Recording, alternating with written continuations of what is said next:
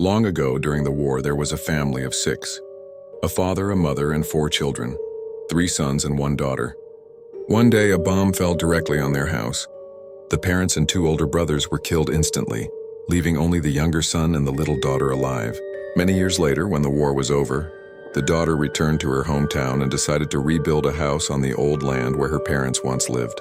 The villagers tried to stop her, warning that the spirits of the dead still lingered and that no one should live there. But the daughter thought to herself, "If there are spirits, then they are my parents and brothers. They would never harm me."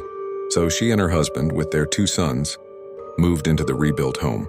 Strange things began to happen. Every night at exactly midnight, there was knocking at the door. But whenever they opened it, no one was there.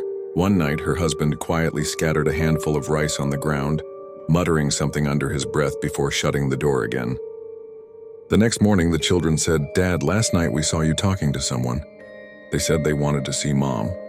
They said they wanted to come inside. The husband was silent for a long time before replying, "That was just one of your mother's old friends. Nothing to worry about." But another night, it was no longer just knocking.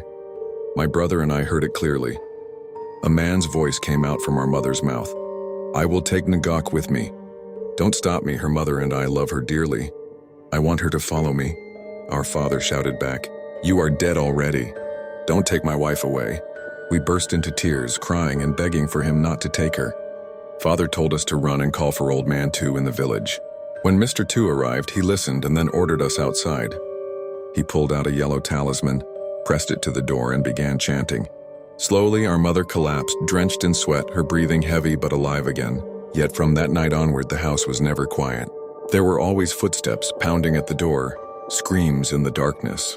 At last, we had no choice but to abandon the house. Years later, when I was grown, I learned the truth. It had been my grandfather's spirit possessing my mother, trying to take her away. Once I returned to the old place. The house still stood dusty and forgotten, but when night fell, I could still hear it. Footsteps, weeping, and whispers in the wind. The air was so cold it pierced the skin. That house still stands to this very day, but no one dares to live in it.